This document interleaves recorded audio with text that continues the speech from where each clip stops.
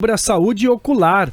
Por quê? O mês de abril é considerado também o mês marrom, abril marrom, que é o mês de conscientização sobre as doenças oculares. E nós estamos recebendo o oftalmologista Dr. Vitor Comanete. Vitor, muito obrigado pela sua presença aqui. Doutor, para começar, um bom dia. Quais são as principais doenças oculares e que mais acometem as pessoas?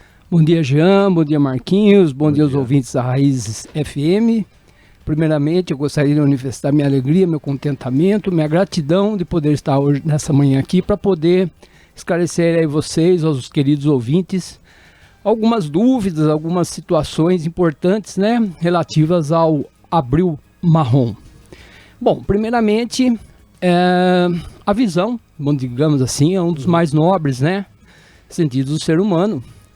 E, obviamente, que como um todo no corpo, né, no organismo humano, a gente precisa estar ligado, né, para poder estar promovendo essa saúde, né? E obviamente que a prevenção sempre foi e sempre será um dos mais importantes caminhos, né, para que a gente possa ter um organismo em perfeito funcionamento.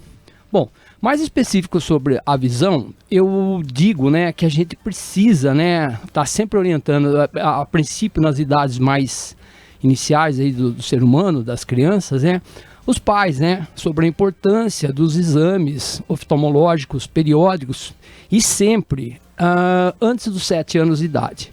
Às vezes eu estou lá no consultório e me pergunto, doutor, mas eu posso trazer meu filho pequenininho? Sim, óbvio, porque existem algumas patologias, algumas doenças oculares que somente o oftalmologista é habilitado, é capacitado a poder estar fazendo esse diagnóstico e também orientando a melhor maneira de tratamento, né?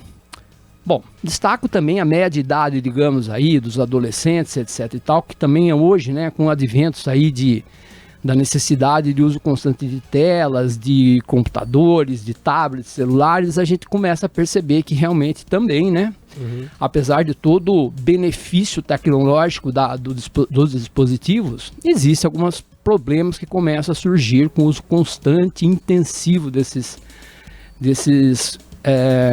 equipamentos, exato, né?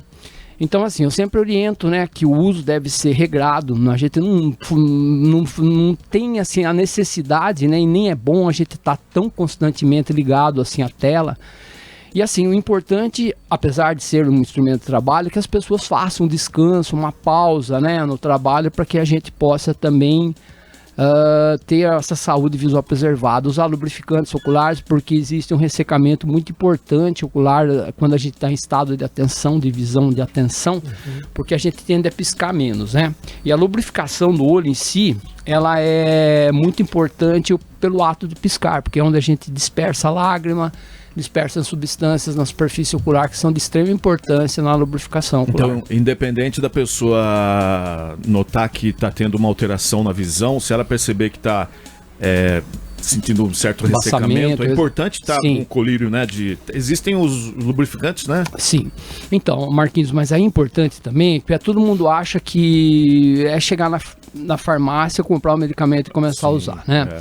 A gente tem que entender porque quando a gente está indicando um medicamento, alguma coisa para um paciente, existe tudo um estudo do médico e de laboratórios importantes que estão ali estudando diariamente para que a gente possa ter esse conhecimento e a disponibilizar um melhor.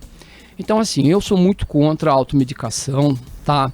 Eu acho que, às vezes, o que é bom pode se tornar uma coisa que seja até nociva para o organismo. Então, eu sempre digo, não só na prevenção de doenças oculares ou, né, patologias aí, eu acho que, no geral, né, a população, os ouvintes, aí eles devem procurar sempre o médico, né? Porque eu acho que o médico é a pessoa mais habilitada para fazer qualquer tipo de tratamento intervencionista ou não, tá? Porque pode virar também vício, né, doutor? Igual de dizer que tem vício de Sorine, toda hora fica... Exato, Jean, bem dito. Porque assim, né, existem medicamentos que esteticamente melhoram o olho, né? Como, por exemplo, os colírios que tem lá, né? Os vasos construtores que tiram a vermelhidão. Sim. Mas isso daí tem um efeito rebote, né? Porque se a gente lê a bula, a gente percebe que lá, que apesar de falar, mas isso não vai fazer nada, com o tempo, o uso crônico, a gente pode ter problema assim, né? Tá, e quais são os sinais, então, de alerta que, de repente, uma pessoa, né, que pode até indicar, né, que ela deve procurar um oftalmologista, Bom, especialista? Eu digo sempre o seguinte, né? A gente está sempre preparado para estar resolvendo esses problemas.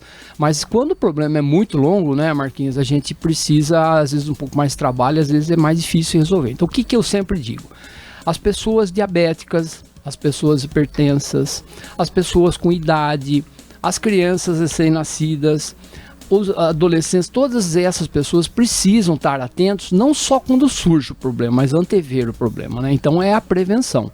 Por exemplo, uma coisa que está muito corriqueira hoje, a gente sabe que a radiação solar, por exemplo, ela está aumentando muito. A gente está perdendo camada de ozônio, parece que a conversa aí de clima, mas é fato. Porque a camada de ozônio ela tem um fator importante na visão, porque ela protege os olhos das luzes nocivas do sol. Porque o sol, apesar de ser a luz da nossa vida, né, por onde a gente enxerga, existem esses problemas aí. Uhum. Então, assim, a doença macular relacionada à idade tem aumentado muito. Então, sempre digo às pessoas o seguinte, que esse processo degenerativo de envelhecimento do olho está sendo acelerado por causa da emissão de luz que a gente está recebendo diariamente. Então, outra coisa importante é sempre estar usando um óculos de proteção adequado no sol, estar, né, sempre usando lentes, né, de qualidade para que você possa sempre estar se protegendo disso também. Em relação a diabetes, eu acho que é importante o diabético estar sempre indo ao consultório oftalmológico fazer o seu fundo de olho, o hipertenso, as pessoas que têm problemas crônicos como doenças crônicas, doença renal, doença de ressecamento ocular, doenças reumáticas, que são aquelas doenças inflamatórias. Então, assim, é um aglomerado de coisas que a gente poderia passar o resto do dia falando aqui e sempre todas muito importantes. Tem alguns, não sei se pode dizer sintomas ou uma forma que a criança, por exemplo, o pai perceber se a criança está com dificuldade, sim, porque às vezes começa meio que a apertar o olho, né? Exato. Tem uma situação Tem dessa, bastante coisa. Por exemplo, apertar o olho, né? Coçar muito o olho, porque às vezes a criança coça o olho, ou se ela tem um processo alérgico, ou então ela coça também para ver se a visão melhora. Para ver se limpa. Isso, exatamente. E uma coisa que é extremamente importante é os pais observarem quando as crianças começam a chegar próximo à televisão, um exemplo. Uhum. Às vezes a criança levanta do sofá e vai até lá e fala, doutor, é interessante, meu filho levanta do sofá e fica embaixo da televisão. Eu ponho ele no sofá, ele volta de novo lá. Ou na tela do celular ou também, na tela do celular. Afasta demais, ou aproxima demais. Exatamente. Então isso daí são indícios, né?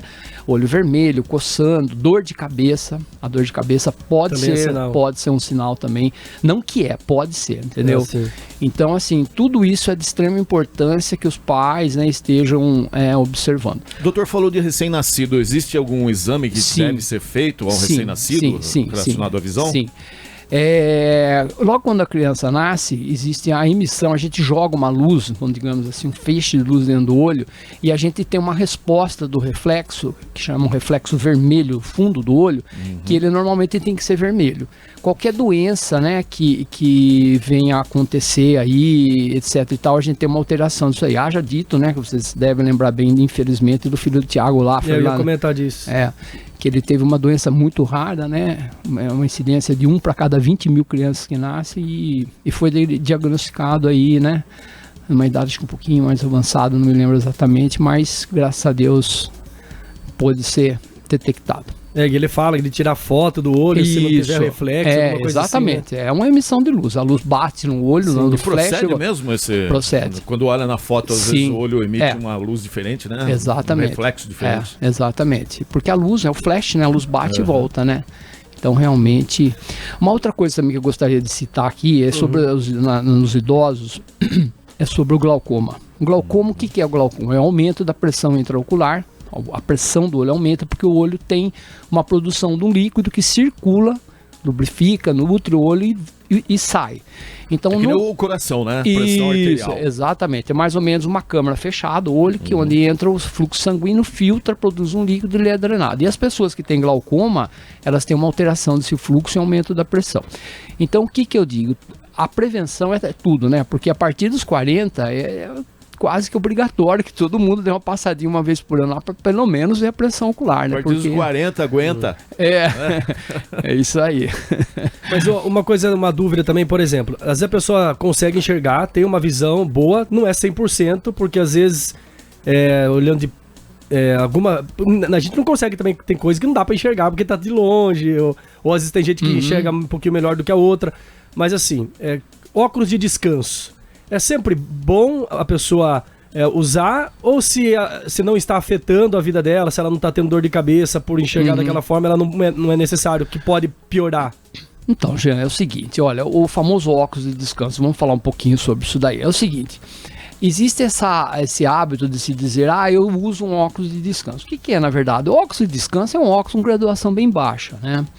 A gente sabe que o olho, apesar de às vezes você ir no oftalmologista e você tem um pouco de grau, às vezes, dependendo do tipo de grau, o seu olho consegue corrigir esse grau. Porque o olho é um sistema dinâmico, ele não é uma coisa que, né? Então, assim, o óculos de descanso, ele funciona de uma certa maneira para que tire, às vezes, um desconforto, uma situação que, às vezes, a pessoa tá no computador, não se sente bem, então ele ajuda. Mas assim, o que é importante mesmo são os graus mais altos, né? Sim. Que a pessoa aí realmente não enxerga, entendeu? Porque às vezes a pessoa que usa o óculos de descanso é como você mesmo diz, enxerga, mas usa, né? Mal não faz. Não faz, porque se fizesse mal a gente não prescrevia. Mas é uma coisa que tem que ser muito conversado, entendido, porque às vezes a pessoa também fala, nossa, eu vou pôr um óculos de descanso, eu vou resolver o meu problema. Na verdade, não existe um grande problema, tá? É que o medo talvez acho que é piorar. A visão pode piorar se você ficar forçando na questão de tela, por exemplo, do computador. É assim, o que determina o aumento do grau é o crescimento ou o tamanho do olho, tá? Sim. Então, assim, às vezes a gente explica para o paciente, fala assim, mas doutor, vai aumentar meu grau? Por exemplo, o míope, que tem aquela dificuldade de enxergar de longe, né? A gente fala, olha, até os 25 anos, enquanto você estiver em fase de crescimento, seu grau pode aumentar. Há exceções, sim, claro. As exceções, por exemplo, as pessoas que têm aquelas doenças genéticas, que têm uma propensão a miopia muito alta, que daí o negócio desanda, né? Mas normalmente é assim. Então, assim... às vezes as pessoas perguntam, doutor, se eu não usar o óculos, meu grau vai aumentar? Na verdade, não. Por quê? Porque o que determina o grau é isso, é o crescimento, o tamanho do olho e etc e tal. Então, não tem muita correlação. Agora, eu vou ter dor de cabeça, vou ter embaçamento visual, vou ter mal-estar, vai.